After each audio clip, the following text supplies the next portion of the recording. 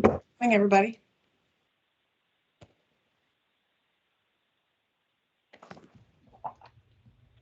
Good morning.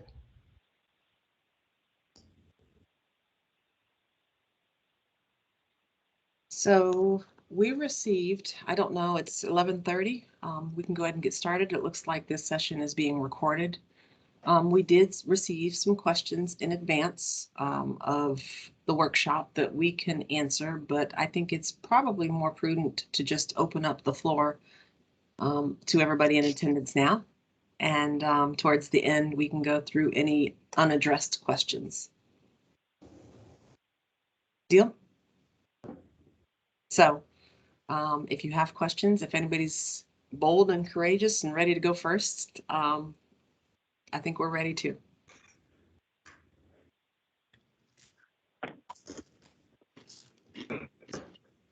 Hi, my name is Terrell Brown. I'm a real estate developer, and I'm the president of Garrison for Veterans, and I'm also a United States Marine, and I focus on veteran housing. So my company, Garrison for Veterans, is already certified as a service disabled veteran-owned small business, and I'm working on getting certified as a minority business enterprise, and just got a couple questions concerning the certification. So Sure. right now I'm working on getting certified through the Department of Transportation. And I started the application maybe in November.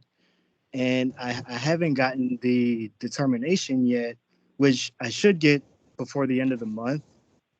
But it's going to take some more time from there for them to actually give me the minority business enterprise certification. And so I guess it's like a two-part process.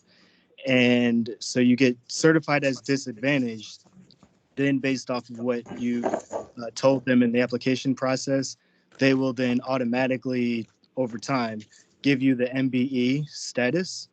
And so I'm wondering, for the pre-application, will the disadvantaged business to be able to show that, will that work for pre-application purposes, or do you have to have the complete certification? How does that work? Denise, are you on the line? So, and before Denise chimes in, I will say somebody did notify us that we had not updated the engagement policy posted to the website to make sure that the points match where we finally landed in the QAP. So thank you for bringing that to our attention. We have corrected it, and Denise has posted it to the website that quickly. But I think Mitch and Denise, we were saying that this is not a requirement at pre-application. Is that correct? I have to see. Hold on.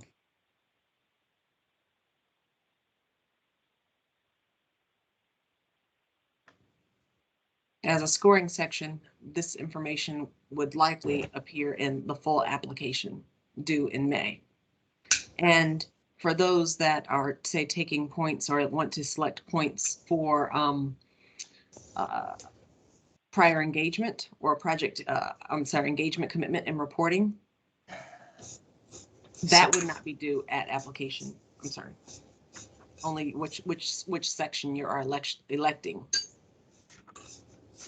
But Terrell, go ahead. oh, sorry, Joe.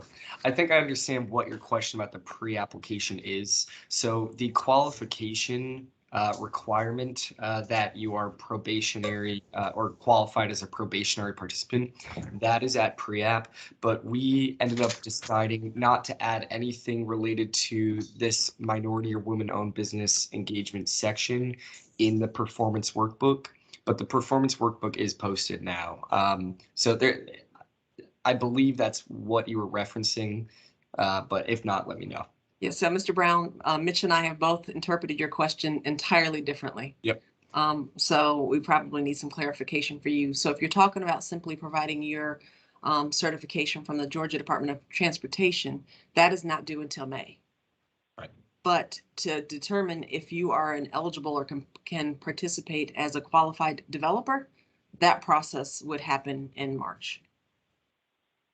Okay, so yes, that answers my question. So I don't need the certification for the pre-application. just the probationary review. Okay, so I understand that. Now, are developers, how many deals can developer or can we partner on? And so are we limited to one, or just asking kind of more for clarification on that? Yeah, so if you are partnering with a fully qualified certifying entity, I mean, you can partner on as many as you'd like, as long as the final award is below the developer award limit. But in order to be independent on a project, that's where you would be the probationary participant. Or well, and there's a couple ways to do it. But you could, and what the scoring section talks about a little bit, is receive your probationary participant qualification during the pre-application process, and then still partner in the actual competitive round in the full application with another developer. And the intent behind that was to try and ensure that entities that were partnering for these points were qualified developers, that they could have gotten a probationary determination if they came in alone. Yeah. Okay, awesome. Well, last question. So I mentioned earlier that I'm a veteran and I'm certified as a service disabled veteran-owned small business. Is there any thought about adding veteran-owned businesses as one of the disadvantaged categories to receive points on the QAP? Not at this time. When the committee met to assess what's happening around the state of Georgia, what other state agencies are doing, we modeled our process after the Georgia Department of Transportation. And we were really trying to, at DCA, we recognize that this is only the first step in this process, inviting more people to have a seat at the table. But capacity is then the second part. And capacity means a lot of things to a lot of people.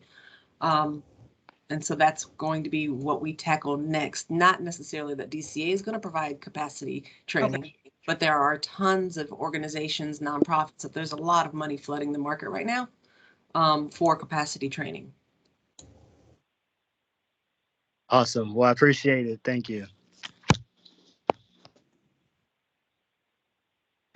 Just to piggyback on what he said, this is Roya Collins. I have a question about the qualifications under the minority women-owned business category.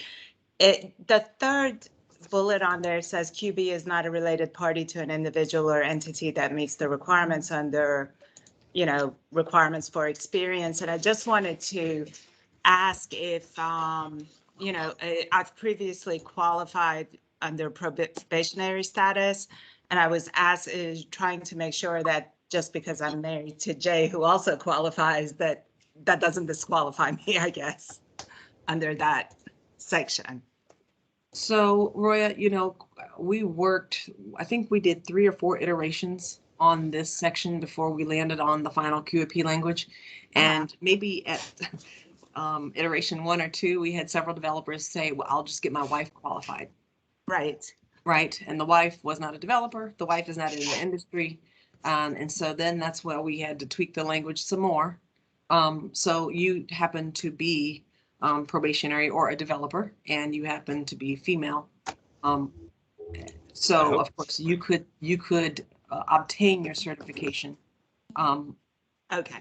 And it's a slightly different example, but we were trying to work around developers just inserting family members that have no interest, no experience in housing or real estate simply for these points. Right. I assumed that. I just wanted to clarify and make sure that wasn't, Thank you.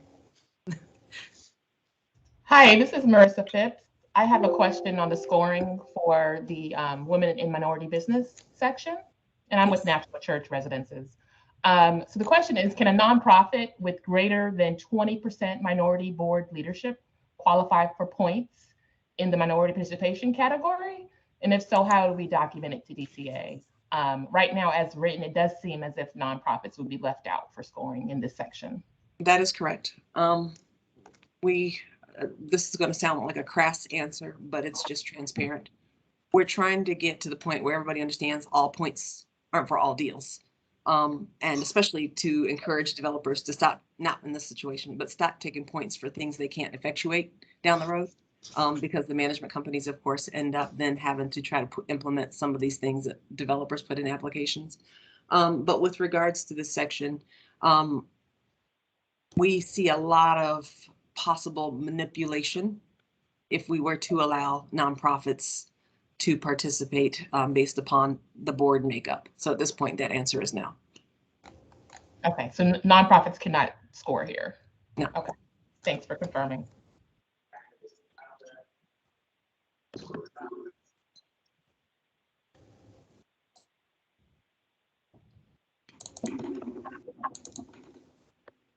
And Donna, Denise, Mitch, don't let me monopolize this. Feel free to step in.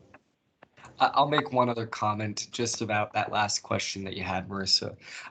We did hear that during the listening sessions and the public hearing sessions before this was finalized. And as a result of those comments that we heard, we actually added the exceptional nonprofit section back into the QAP. We had originally planned on taking that out. So we heard those comments that we don't want, nonprofits to not be able to have competitive applications. So we did add the exceptional nonprofit section back in for those purposes. Hey, Marissa, do you see how Mitch just did that good cop versus bad cop thing there? Yeah, no, that was good to know because I know it went away. So that clarification is helpful. Thank you, Mitch. But let me add some other color to this whole conversation, right? And everybody on the team knows I say some really crazy, transparent things. We wished that we had addressed or presented this whole conversation in a different way. And what I mean is, I can't help that I was born a mixed woman any more than Mitch can help he was born a white man. And so we want to make space for everybody to participate if they stand behind this need and if they see the vision of what needs to happen. So as a result, we equalized the points for both sections. So either, you can qualify under a MeBe-Weebie certification, or you can say, I see the need and I commit to engaging a certain number of vendors or professionals related to the development of this project. And this is how I can contribute to moving the needle. So even though National Church can't qualify for a certification, you certainly could select points for the other option. Gotcha. Was that nicer, Mitch? Yeah, that was a great point. I always forget to say that we did equalize the points. So good call. I see some hands raised. JP. Yes, that's me. I was inquiring about trust organizations. Would a trust be able to put in an application? I don't believe so. Charitable trust? I don't believe so. But that's another reason DCA did not want to get into the position of certifying who's a minority, who's a woman, right? Like nowadays, that could be really troublesome for a public agency. So we will allow the Georgia Department of Transportation to take that heat. So if they will establish a trust as a disadvantaged or a minority or a female group, then they can do it. We just have the list of certifications we will accept. We are not certifying anybody. Okay, thank you. Hi, is it okay if I go? Yeah, please. All right. So Jason Stubblefield here. I just had a question about the 4% competitive process now. With this happening, I know you said maybe Q4, it'll open up best case scenario. With the scoring, is it going to be like the 9% and being that if you don't get it in 1 year, then you basically scrap it all and you start back over? Or is it going to be sort of a funneling process where the good applications that weren't accepted but scored high in 1 year sort of trickle over to the next one? Can you clarify how that will work? Yes, that is an internal discussion we have with some regularity. So on the spreadsheet, Mitch, you probably could pull up because I attached it to that email this morning. our bond allocation spreadsheet, Word doc, PDF document. We received 95 million. Invest Atlanta receives 95 million. So that's a total of about 191 million January 1st. So let's just use 250 as a round number. We're contemplating whether we should take applications that reach that 250 threshold, right? Because that's money we know we have January 1st of every year. But what happens if there is not an economic development deal that comes in for the state of Georgia? So that $500 million goes untapped for a year. That would not be a good look to let that money go by the wayside simply because we didn't have any multifamily applications to fill that order. So we are contemplating, of course, scoring. The ones that score the highest would be in line for the first 250 million. And then we would also, sorry, Nathan, I just saw that and got distracted, but yes, we can go back to any topics. Afterwards, we're talking about like whether we would have a wait list of deals should more bond cap become available towards the end of the year. But we haven't finalized that yet. And with any application, this happens all of the time in 9%. If it does not make the cut, people do resubmit those same applications with some tweaks and iterative changes in subsequent years. Okay, so to make sure I understand, you're saying that out of that, the 250, you would look to see a certain amount that hit a score and fund those first, and then if there was leftovers, maybe the ones that didn't score high enough, they would be eligible. Did I understand that correctly?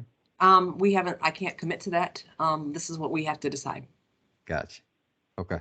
All right. Thank you.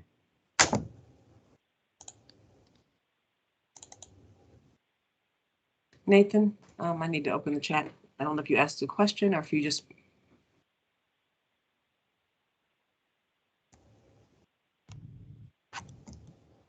If you can hear me, I can reiterate, but.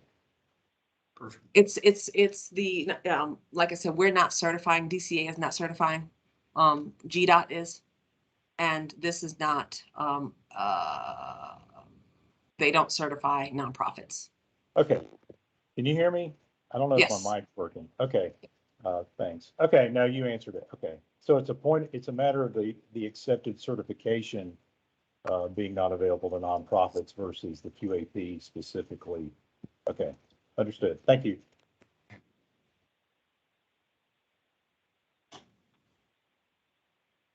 Cameron? Hey, I want to clarify how many 4% credit applications can be submitted. On page 13 of the core, it talks about 2 competitive submissions. You can do an additional one if it's a joint venture for a total of 3. But if you go down a little on that page under award limitation, it says that applicants are going to be limited to 2 selected projects. Okay, so I think some of the lines are crossing here because I think part of this is related to 9%, but then part of it is related to new rules for 4%. Go for it, Mitch. So I believe, and Jill, correct me if I'm wrong or misremembering this, I believe we wanted to restrict the awards so that, there weren't developers receiving 4, or 4% awards in 1 year. So that's the reason for the language restricting the awards, but we wanted to allow more applications. So they can submit, or Jill, I'm thinking I have a think the different- final version, and I don't have the QAP, well, I do have it up, but finding the right section would probably take me longer than it would take everybody on this phone. I do believe we changed it to 2 applications and up to 2 awards for 4%. For 4%, what it says, and what I'm looking at is 2, but then it also says you can have 1 more if Right. it's a joint venture. But when So- you go down to the award limitations, it's 2. So it goes from 3 years ago- submissions to 2. 2 years ago, one of the highest scoring deals was submitted by a nonprofit that wasn't fully qualified. So they partnered with the developer. that other developer had 2 other applications of their own that also scored above the line. So that qualified developer essentially had 3 deals. 2 because they scored well and they were their own, and the third one was the partnership with the person that wasn't the group, the nonprofit that wasn't fully qualified, which I believe happened to be the highest scoring deal in the whole round. So that's how it's possible. So they would get, so when it talks about a limitation to just 2 selected projects, what you're saying is it could be 2 on your own and then a third as a joint venture. Yes, that is award. based on scoring and at DCA's discretion. For example, last year, because we did the additional credits, we didn't fund as many deals as we normally do. And there could have been that same example that I just gave this last year, but we did not. So it is at our discretion for that third deal. Okay, thanks.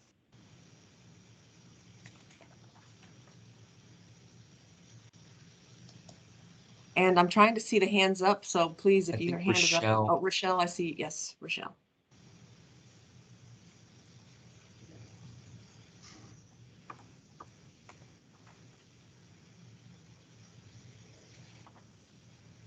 Rochelle or Roya, if either one of you want to unmute. Yeah, I have two other questions on the preservation. It looks like the set aside is back in this year's round, and I was trying to understand: are we doing applications? Are the rural or the preservation set asides?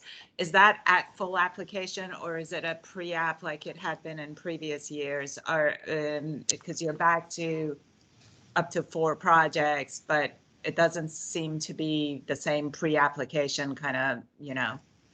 So Mitch, you'll have to correct me, but this is not the home rural preservation that we had in years past. This is just, if I'm thinking correctly, this was just us creating a pathway for new construction properties to compete against other new construction, and rural, or I'm sorry, preservation to compete against other preservation. For us, understood going to townhomes, which is. So,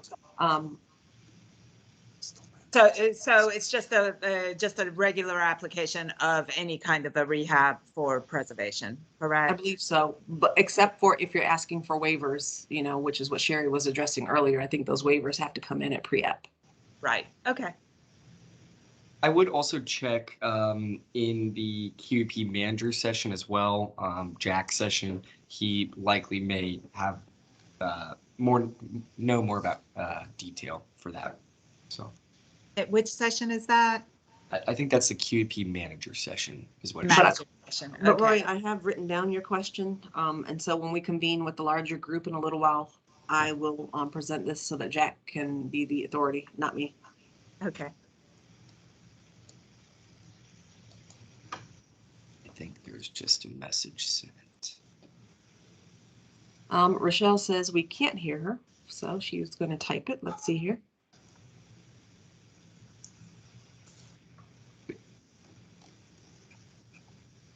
I don't know the answer to that, Rochelle, but that's not a bad recommendation just because we're ironing so much of this out. And I will say we saw another question or survey question that was basically the same thing. So it's interesting. We've a couple times now.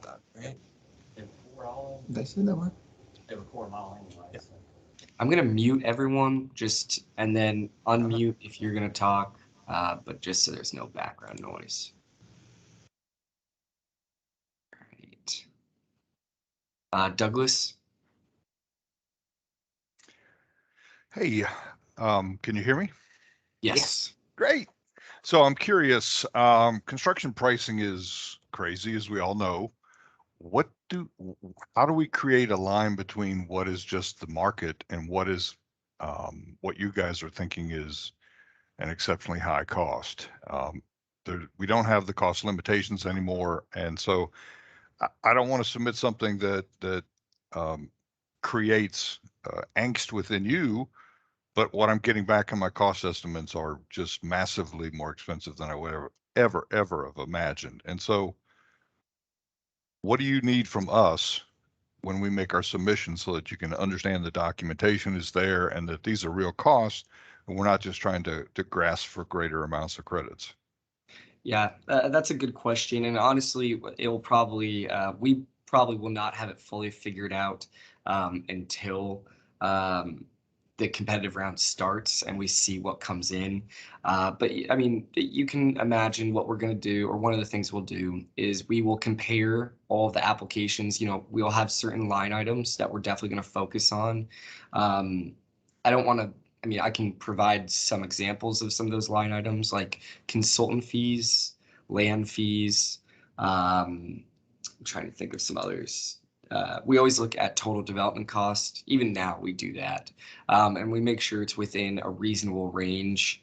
You know, a range that we consider to be, especially in Atlanta Metro, a fair range is between $250,000 and $300,000 per unit total development cost. Granted, that's not always the case, especially if it's in a more rural area, but it's hard to say right now what that is going to look like. But you know, consultant fees certainly will be one, and other soft costs.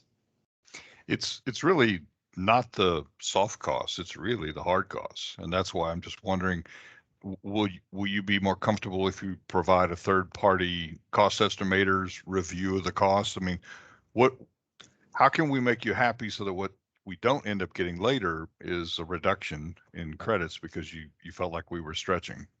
Right. I mean, if you are concerned that your high costs or your hard costs are that high, a third party report, you know, confirming what your hard costs are, would certainly not hurt. And would likely, I mean, I don't want to commit, but likely that would be enough supporting documentation for hard costs for us. And Donna, did I see you unmute as the previous construction manager? You might have some insight. Yeah, I was gonna try to weigh in. I wasn't sure if it was gonna pick up since he had people on mute, but I was gonna suggest, Douglas, that it's probably a good question for Sherry and her team, but I'm pretty sure that they do a cost reasonableness. I'm pretty sure they still do. And if you have those type of concerns regarding particularly the hard costs, you might want to shoot over and just check in on her team and see how they're vetting those additional or higher costs at this point. Okay. Thank you. Except I'd rather stay here with you really smart folks first. I Thank you. know, but they're all smart. All of the teams are. I know. Can I have an add-on question? This is relocation, but it's really more of a documentation. It's not how to do relocation. We've got a site where we've moved families temporarily and they are occupying units there. They're going to come back to our current project that's underway. So they're returning residents. And no one else is actually living in that particular property. We're going to demolish it, and that's where the subject of our next application will be. I don't want to play cute and say there's nobody living there, but in essence, there really aren't any actual tenants there because those are tenants of our other site that are coming back. They'll be back in the next month or so. What do I need to do to tell you to make sure you're comfortable that I'm not causing people to disappear? Definitely a question for Ilona and Miranda, which those smart folk aren't in this meeting right now, unfortunately. I will say last year, so I get involved in scoring when points are getting deducted. And so we did have a couple of relocation applications come in which there were some unique circumstances. So I know they have a process for considering those things. How to document, I don't know if any of us would know. Okay, I'll ask them too. Thank you. And one thing just to add to that is what they have done this year, and Alona briefly touched on this in the first general session, is we've added a relocation summary tab to our pre-application Excel workbook to help basically guide applicants at the pre-app stage when, you know, it's not competitive yet, and we have the ability to do that. So I definitely encourage, if you have any weird relocation questions, certainly when the pre-app workbook comes out, take advantage of that in your pre-app submission. Thank you. Yep.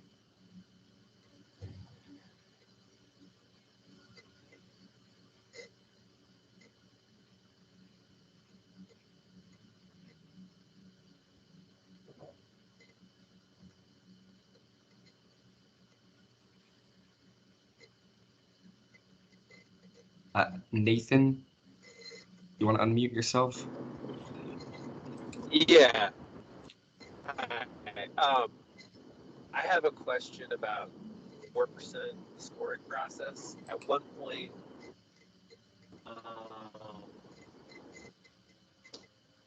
the core, and I'm not really seeing that in QAP. Is it safe to assume that there's not going to be minimum score is not going to be part of the threshold, that it will be sort of like a pared down version of the 9% scoring where the developer is sort of just responsible for assessing their own competitiveness?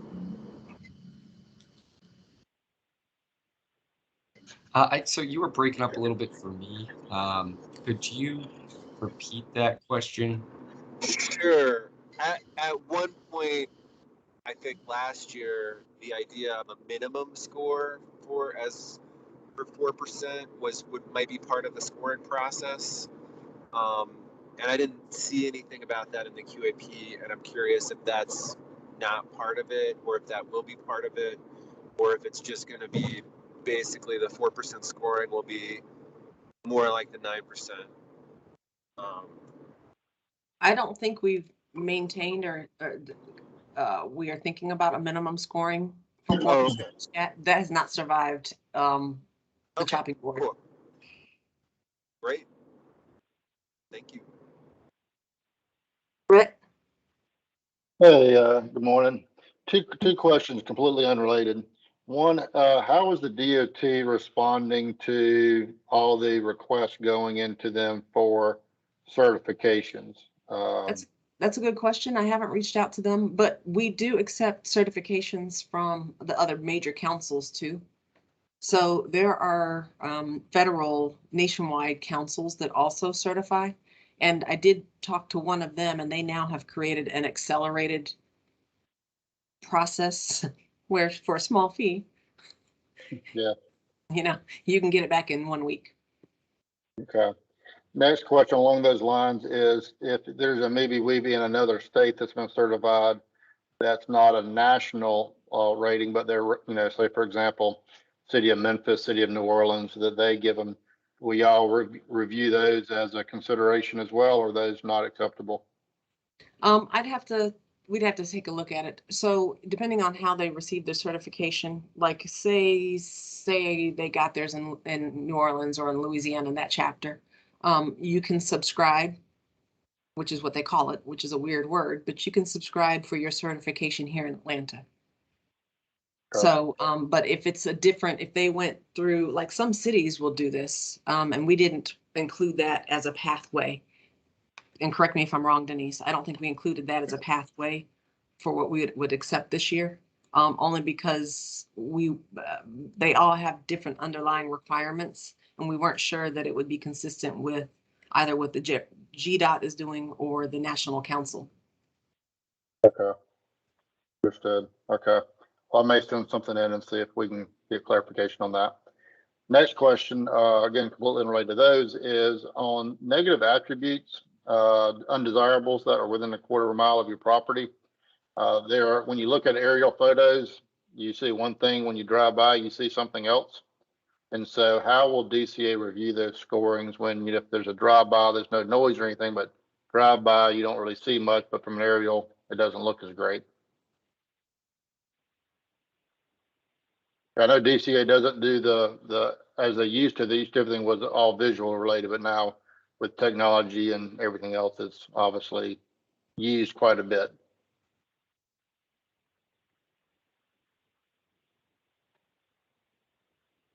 You've stumped us, Rhett. You win the prize. Well, I was going to offer that it's probably a great question for the other smart team, the undesirable and desirable team over there waiting for questions. And I know that they're over there just waiting to have that one, but we can certainly pose it to them if you're not able to jump over on there, because actually I joined this one from that one, and they were waiting on questions. So. Okay, thank you. And that's the compliance and asset management one, right, Donna? Yes, right, that's correct. All right, see more hands raised, and I have no idea of the order. I don't know if you go by Jorge or George. Jorge, thank you, Joe. A clarification. I was under the impression that the only certifications that you were accepting were for the minority and disadvantaged businesses were the Georgia Department of State certification. But you mentioned that there was several others that you were accepting. Could you point me in the right direction of where I can find that list of all the certification options that we can submit? Certainly. I will share my screen quickly, just so you'll know what this looks like. But this is the form that Denise just updated, and it's on the website now. And so it talks about the certification. So here's the link to the federal. And when you click on the federal one, it will take you through to your local council. So here are the DOAS, which is another state agency. Here's GDOT, and then here's the national one. And when you mentioned that some are doing expediting, it's within the list of the national councils. Yes, yes. Thank you. Beeling, your question. Is the limit 2 applications per applicant for the 4% and 2 for 9%? Yes, that would be, it wouldn't be 2 total. Okay, great. Thank you, Jill.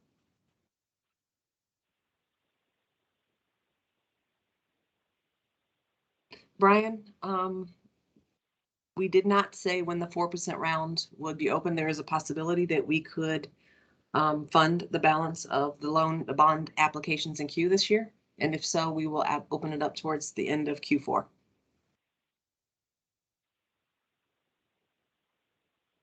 More questions?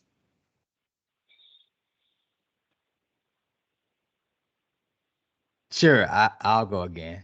I wanted to ask about the probationary status for filling out applications. So reading the QAP, it seems like to qualify, you need to have done 3 deals, about five years of experience, somewhere abouts, right? With no negative no negative complaints or anything about any of your deals, but you also need to have someone who meets the complete threshold, which is the 5 deals within the last 10 years or so, right? It's a certified entity. But my question is, even if you don't qualify as a probationary status, it seems like you just always need a certified entity until you are able to be a certified entity yourself. Am I mistaken in that? I just want to get some clarification. Yeah, so and that's fair, that the need for clarification. I work on this and I often need clarification on it, so very fair. I will say for the points for the minority and women-owned business engagement scoring section, it's like an added step where although a certifying entity can be or has to be involved, the minority or women-owned partner that is helping get the 2 points for the application has to be a probationary participant. Aside from the scoring section, like if you were not going to request those points, if you came in as a probationary participant and were approved by DCA as a probationary participant, you would not have to be partnering with a certifying entity. That's what that probationary participation is in substitute of, or what it's substituting. So, but you do have to have the experience, like you said, required to be a probationary participant. And basically, the intent behind that is like, people that are clearly experienced in tax credit development, but maybe never had ownership experience themselves. So that's why we still look for the experience for that. It's just geared towards, that group of people. And then the last thing I'll say, 'cause I realize I'm starting to ramble here, is that you can partner with any certifying entity. You just will not, you don't always, or are not always deemed a probationary participant. So if you thought you didn't meet the requirements to be a probationary participant, you could still partner with any certifying entity on a deal and gain that experience over time. It's just, if you were not a probationary participant, you would not get the points for this scoring section. So there's a couple different tracks almost, and maybe we do need to answer a Q&A about that just to clarify that. But yeah, I hope that Okay. was helpful. Yeah, I followed you. Thank you. Okay. I have another question actually about that. So if someone who's going to use they're wanting to qualify for the minority points, minority business points, and so they need to be qualified as probationary at pre-application. If they were partnering with another organization, they would need to partner with another organization to use the points. But could they submit a pre-app on their own for the qualification under the probationary review? Yes. So, the reality is many people who are new to this space, and if you've never done a tax credit deal, you're probably going to need to partner with an established developer to learn the ropes. And if you have a unique concept or value proposition that you bring to the table, besides being able to get these points, right? Maybe it's because, like you said, Mr. Brown, that you work with veterans. So if you have a concept and you think, when I get calls from people that say, how can I get into this business? The very first thing I kind of do is tell them to go to our select lists that we post every year. And to start, because they'll say, well, how can I find somebody to partner with? And I say, well, start looking at some of these deals and you'll begin to get a feel for who does what and in what part of Georgia. So if you have a deal slated for Albany, there are certain developers that, work that area. But the reality is it might be a very slim window to be able to come in with no experience and get probationary status. That doesn't really happen like that very often, if at all. Which is again, one of the many reasons that we decided to equalize the points this year for the minority and women-owned business engagement subsection A and subsection B. We realize the subsection B is not perfect, and that's why we equalize the points. And similar to what Jill said earlier when Roya asked about the related parties, the reason why we included the language about the probationary participation was to ensure that, because one thing we heard was that developers would just use phantom consultants, and give a percentage of ownership to a random company that wasn't really qualified. So that is the reason that we decided to add that probationary participant language to ensure that, the partners that are helping to give the points for this application are actually qualified and have, previous experience in affordable housing development. So that was the background for that. And we know that we used a wide swath when we were determining the NAICS codes. And as with all policy created, we hardly ever hit the bullseye the first year. So there will be iterations year after year to improve upon this concept. And additionally, you'll see capacity become a part of this dialogue too.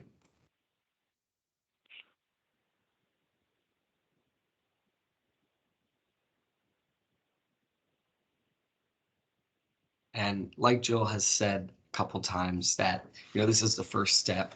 I encourage, all of our partners to really think about these two sections this year, even if you decide not to go for the points in subsection A or subsection B.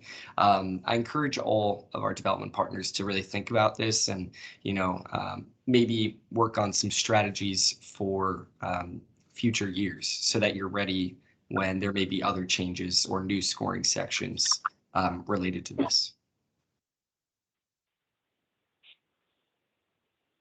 So can we expect this minority business enterprise certification points in the next coming years, just in terms of thinking about an application for 2023 or 2024? Can we, will this section still be in future QAPs? I don't know if you'll get anybody to commit to that officially, but I do say that we are reluctant to throw stuff in and take things out quickly, much to the chagrin probably of a lot of developers. There's some sections I'm sure they want eliminated. And in those particular sections, you put a lot of time and effort in building around the section, and we are sensitive to the idea of then stripping it out. And that would just take away all of your hard work and effort. So I would be surprised if this one is removed. But I don't know if you're going to get anybody to go on the record to 100% say, yes, it will be there. But I think it's a safe assumption. Thank you. And Denise, our attorney on the call, tell me to shut up if I need to.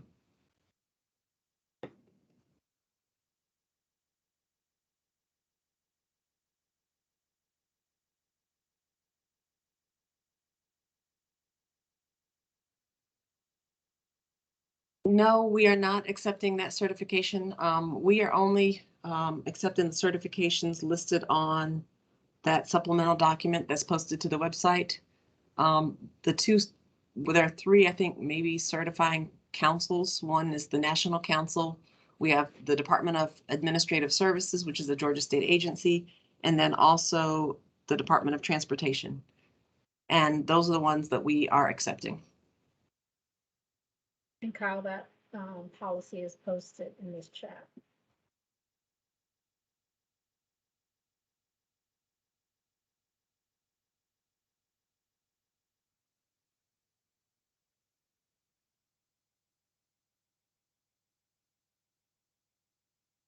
Are there more questions? I could take up the whole the whole time that we have here, but if it's a dull moment, I'll gladly jump in. Just another question with the probationary period. I'm sorry, the probationary status. Is that something that you all evaluate on a case by case basis, or is that something that you look at and you have to have all of those, you have to have all those check boxes checked in order to get that status? It's probably more the latter. Got it.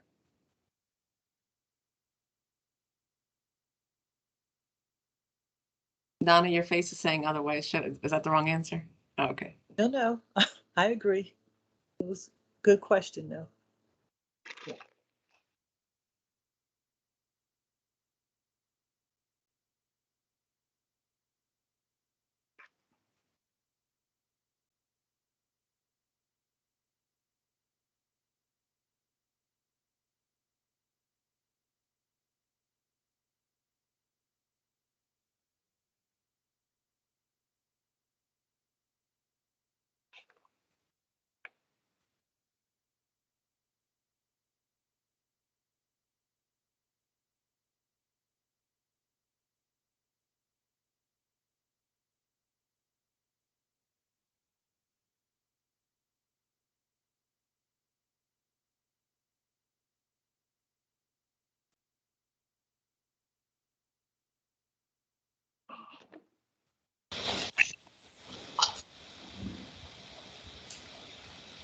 Uh-oh.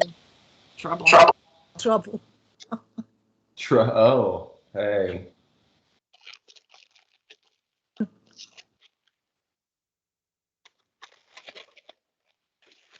So in honoring Jack's style, we are here until 12:30 and we are comfortable with silence. So we can just look at each other.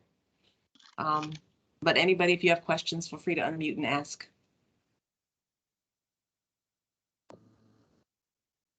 Will you get in trouble if you leave early? No, we've been encouraging people to go visit the other smart people.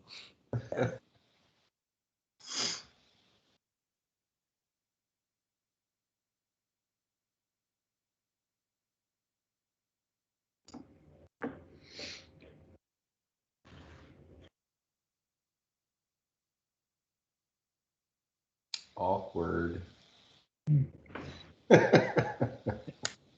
Well, I'll go. Jill, this is Brian. I was asking about the 4% allocation round. So Yes. Are you saying that there are projects in the queue, maybe from the prior year, that you're waiting to see if you can fund those? Correct. And so you'll fund them. Are you thinking that you or DCA will not know until, say, the third quarter, until it's determined? I'm trying to put a purchase contract together for an acquisition rehab, and I just need to understand the timing. Yes, it is precarious in situations like that. Yes, we have $615 million worth of deals in the pipeline needing private activity bonds. We start the year with 200 million. So it's possible that we will have enough to fund if no economic development deals come in this year, but we won't know that until October is when that money would actually flow over. I can share my screen quickly and show you all this. And many of you have seen this before. So this is the 2022 tax exempt bond form. It's posted on the website. Up here is the money allocated towards economic development. And it's just over $500 million. They have until basically 9:30 to submit requests. If none of this money is encumbered by an economic development deal, it rolls into this share down here, the flexible share. And that is one of the constraints. We simply just do not know what will be available for multifamily housing until October.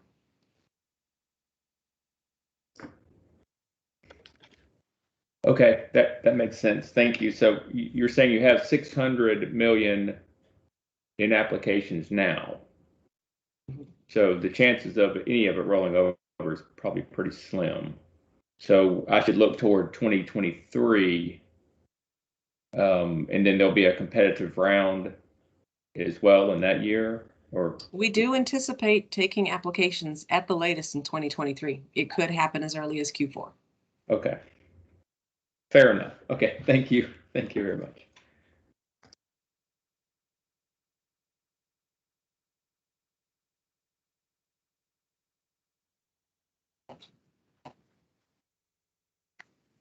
Just to clarify on that, you said you could start taking applications in 2023 or Q4 of 2022. I said both. Okay. Depending on how far we get through funding that 615 would determine if we open up applications or when we open up applications. So of course, we're going to need to give enough lead time. But as the year unfurls, is that the word? Then we'll know.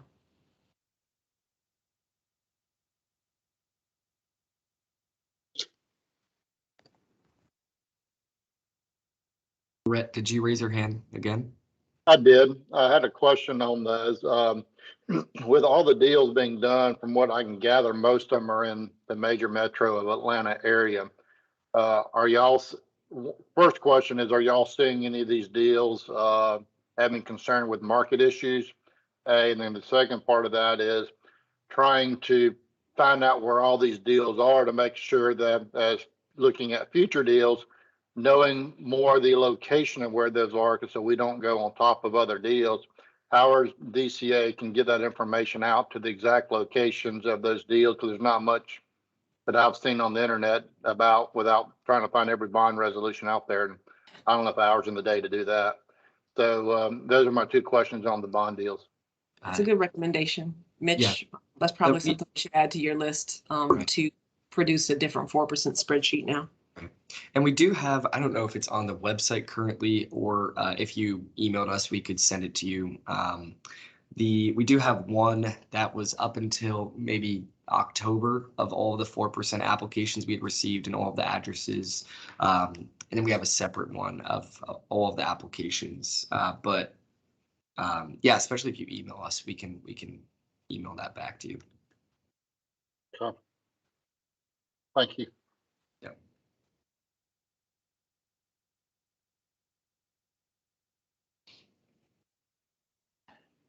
And I just wanted to ask the board sort of their thoughts, right? I've read it and it's sort of ambiguous to me within the QAP, but when it comes to new developments versus preservation, and when it comes to QAP scoring, is there any sort of measures being taken, I guess, to make sure that there is some sort of mechanism of making sure that we have a priority on preservation of existing, so we're not losing as much as we continue to try to build newer projects. Is that in there somewhere, or That's the could you whole intent. elaborate on that? That's the whole intent behind it. Because beforehand, there wasn't a separate pathway for preservation. So a preservation deal had to compete against new construction. And what we found is that they weren't scoring as well, and it was a much more difficult task. So that's why last year we added that pathway for preservation. We had proposed a number, and the public feedback was the number was too high. So then we reduced it some, but we are pretty proud to have a pathway. Now, last year, that pathway did not include naturally occurring affordable housing. It didn't really, I don't even think it included a pathway for maybe RD. It was just very traditional tax credit deals that needed resyndication were eligible applications. So you'll see some broadening to it. I don't know if we'll see an increase in the amount allocated. But yes, preserving our portfolio is very important. But I would say even with Donna being the office director for portfolio management, it's really incumbent upon us to preserve our existing tax credit portfolio. So that's why a lot of deference has been given to that population or property type. Okay, and that's for 4% and 9%. We haven't talked about how preservation will, I don't think that's in the QAP yet, Mitch. I don't think we put anything about preservation for 4%, but that will be one of the things, like when Rochelle suggested that we do a workshop, once we've ironed out geographic set-asides, if any, if we're going to do a set-aside for preservation versus, but historically, it's basically been 50-50. We've done in the 4% round, it's basically been a 1-for-1 ratio for preservation to new construction. Right. And then this year, four of 30 were rehab deals, so it's much more significant in the 4% round typically.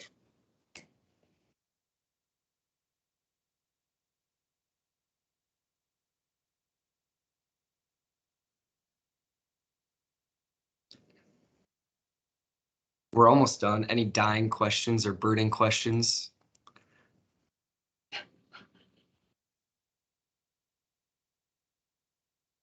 No. Okay.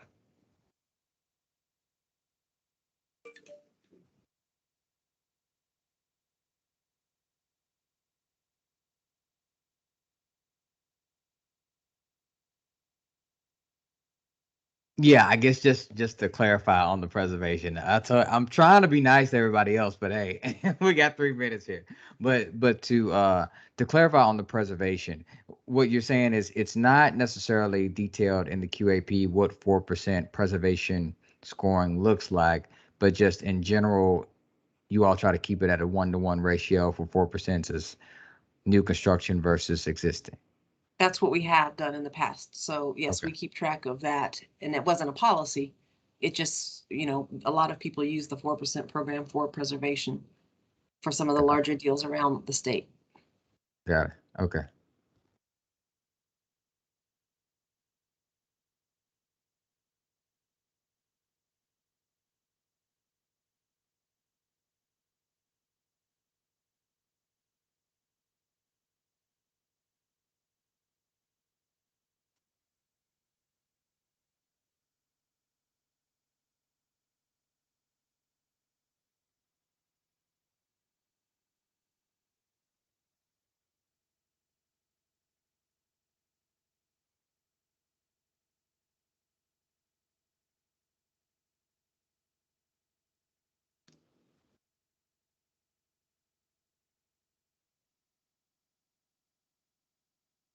One Jason, minute you left. smile. I was about to say, come on, Jason. Yeah.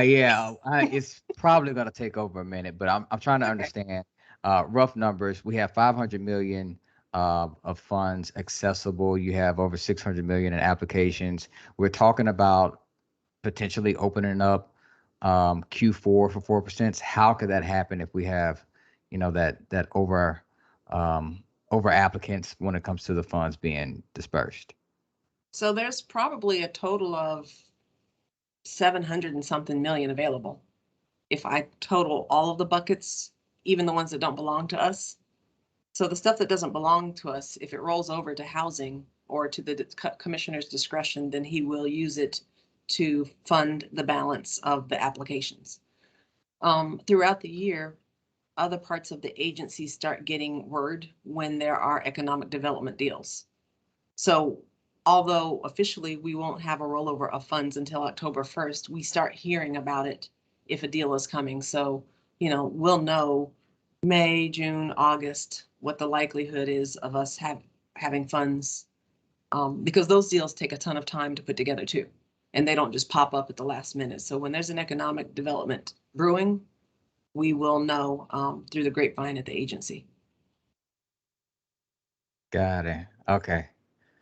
All right. Well, thank you all so much. I really appreciate it. Yeah.